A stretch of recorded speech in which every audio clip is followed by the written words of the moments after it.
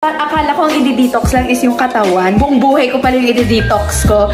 Si Concepcion, sinabing hindi totoo at puro fake news ang intriga sa kanilang dalawa ni Piolo Pascual. Welcome back sa aking YouTube channel.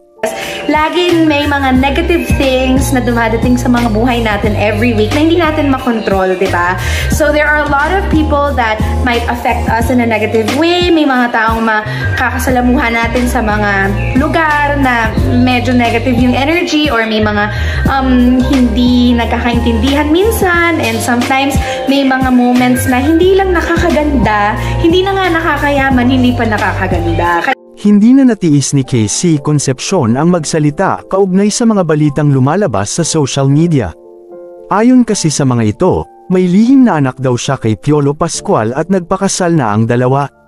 Binasag ni KC Concepcion ang kanyang katahimikan at nag-post sa social media. Ayon sa kanya, fake news. Grabe. I don't know what to say to those people who are always shipping me from my past relationship. For once and for all, me and Piolo are not married and we do not have a child. Grabe po ang ginagawa ninyo sa akin and to my current boyfriend. I decided to speak the truth because you all know that my boyfriend is not used to the showbiz world.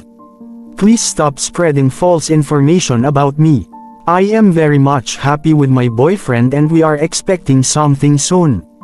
Thank you. Ito ang mahabang pahayag ni KC Concepcion, at marami sa kanyang mga fans ang natuwa dahil nilinaw ng aktres ang lumalabas na mga balita. Sobra naman kasi ang iba't ibang balita na lumalabas sa internet, at hindi na makatotohanan ang iba sa mga ito. Ayaw ni KC Concepcion na masaktan ng kanyang boyfriend na si Mike Wetridge, dahil mahal na mahal niya ito.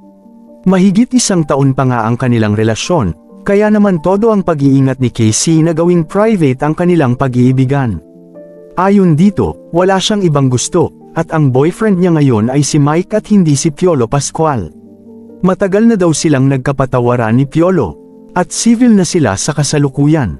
Nais ni KC Concepcion na huminto ang iba't ibang media site sa pagbabalita ng hindi tama patungkol sa kanyang buhay. Mas mabuti pa daw na bigyan nila ng pansin ang kani-kanilang buhay kaysa manghimasok sa relasyon ng iba. Ganoon din naman ang pahayag ni Piolo Pascual at sinabi nitong hindi si KC Concepcion ang kanyang iniibig ngayon. Maraming salamat sa panunood.